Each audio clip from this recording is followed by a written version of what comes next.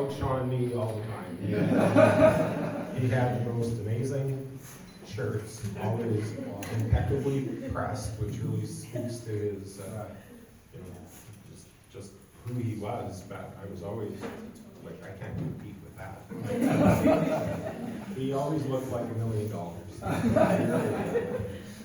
He had big ambitions. He wanted to be a leader in our organization, and he would have been an amazing leader. One kind of humorous story I can share is, one day he came to my office in one of his beautiful shirts, which I'm just like, I want that shirt. And he was talking to me about being a leader in our organization and what he would need to do.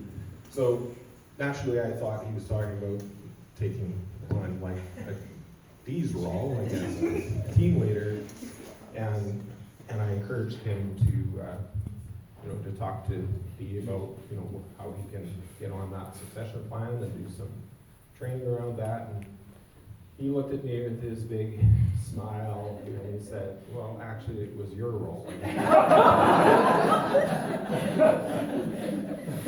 That was Sunday, and he said it with just such sincerity. I was like, "Oh, okay, we'll go there then."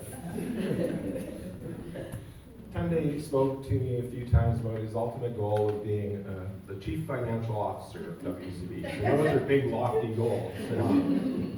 But in my mind, and I looked at him, and it's like, yeah, and you will achieve that. So he had big goals, and he would have made a great team leader.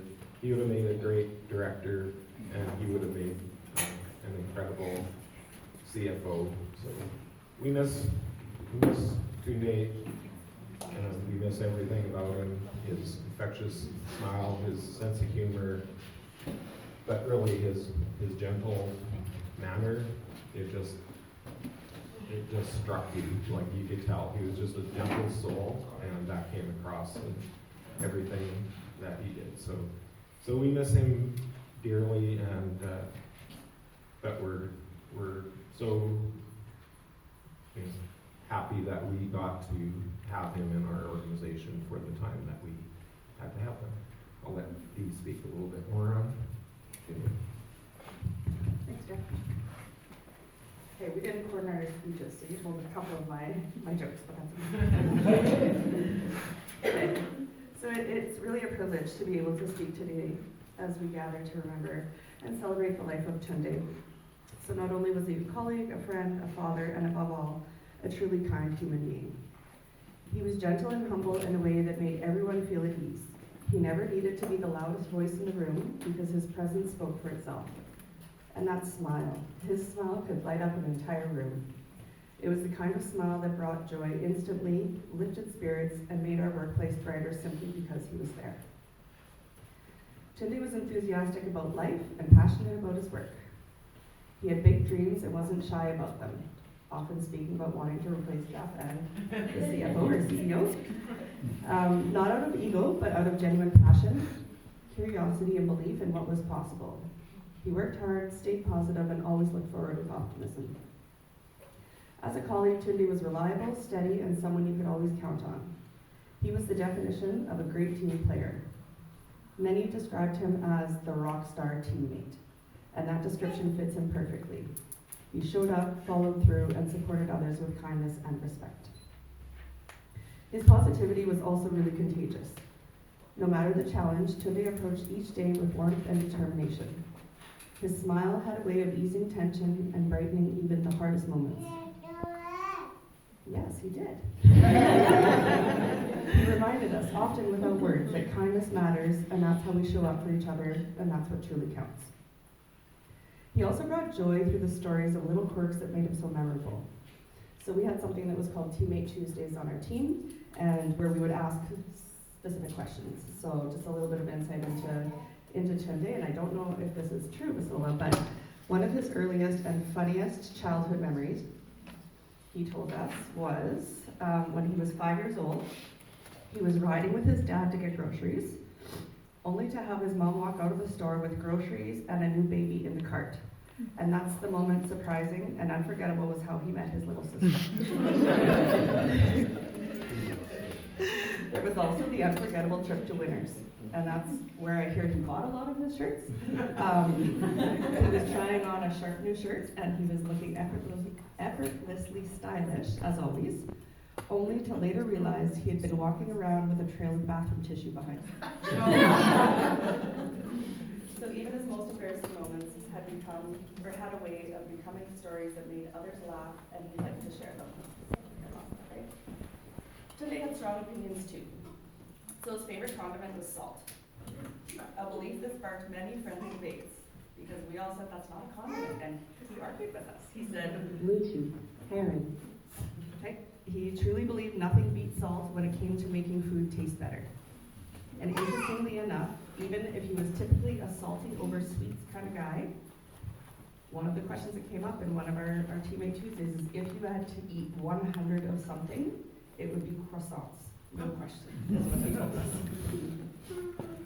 So he was without a doubt the best dressed man in the office. Sorry, Jeff. He was always sharp, always polished, and always in style. Except when he needed to get a haircut. He had worn his headset for a meeting, and then when he took it off, it looked like he was wearing a headband. And we often teased him about this. We'd say, it might be time for a haircut there, Tunde. Many people may not know this, but Tunde had a phobia of cats. And this stems from visiting his grandmother's place as a child, when he said there was literally about 20 cats running in and around the house. So beyond the workplace, Tunde lived a rich, meaningful life.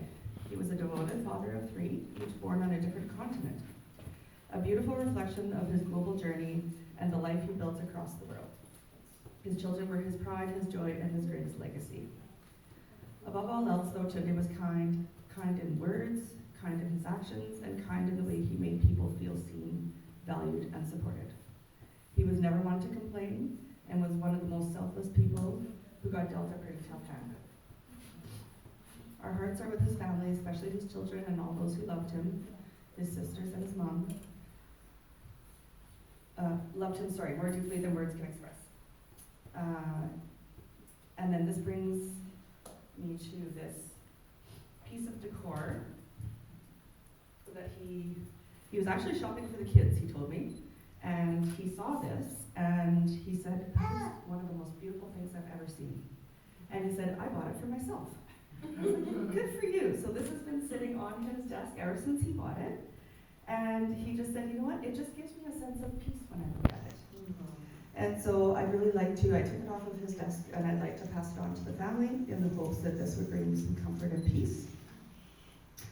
Tunde told me that he lived by one simple but very powerful quote, and that was, this too shall pass. In moments of challenge, he believed in resilience. In moments of joy, he understood gratitude. And today, as we sit here and grieve, those words remind us that even though his pain feels overwhelming, his love, his kindness, and his impact will endure. Thank you, Tunde, for your light, your laughter, and your ambition. You will always be remembered, and you will be deeply missed by our entire WCB family.